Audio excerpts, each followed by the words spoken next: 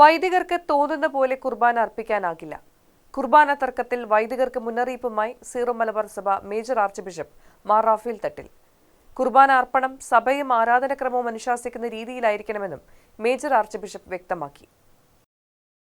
Nedumkandam saint Sebastian's പള്ളി കൂദാശ കർമ്മത്തിനിടെയാണ് major arch bishop Rafale തട്ടിലിന്റെ മുന്നറിയിപ്പ്. വൈദികരുടെ സൗകര്യമനുസരിച്ച് കുർബാന സമയം തീരുമാനിക്കുന്ന ശീലവും മാറണം. കുർബാന സമയം ക്രമീകരിക്കേണ്ടത് വിശ്വാസികളുടെ സൗകര്യത്തിനനുസരിച്ചായിരിക്കണമെന്നും മേജർ ആർച്ച് ബിഷപ്പ് നിർദ്ദേശിച്ചു. നമ്മൾ വളരെ കഷ്ടപ്പാടുകളിലൂടെ കടന്നു പോകുന്ന ഒരു കാലഘട്ടമാണ്.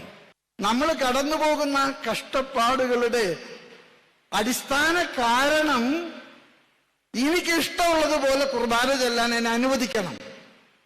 നമ്മുടെ അനുദിന ബലി അത് വലിയ ശക്തിയാണ്. എൻ്റെ അച്ഛന്മാരെ, ഞാൻ ചിലപ്പോഴൊക്കെ ജനങ്ങള് സങ്കടമെന്ന് പറയാറുണ്ട്, കുർബാന പലപ്പോഴും അച്ഛന്റെ സൗകര്യമനുസരിച്ച് മാറ്റുന്നുവെന്ന്.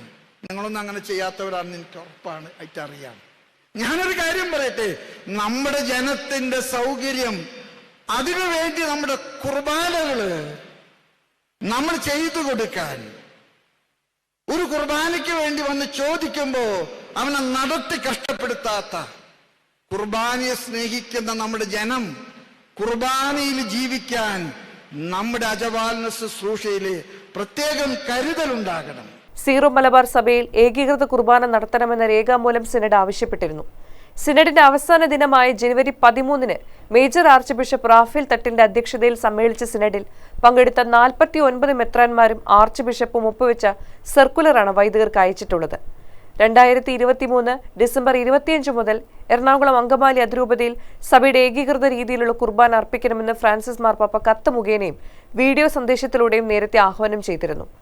സഭയിൽ നിലവിലുള്ള അഭിപ്രായ ഭിന്നതകൾ മറന്നുകൊണ്ട് മാർപ്പാപ്പയുടെ ആഹ്വാനം നടപ്പിലാക്കണമെന്നാണ് സർക്കുലർ വ്യക്തമാക്കുന്നത്.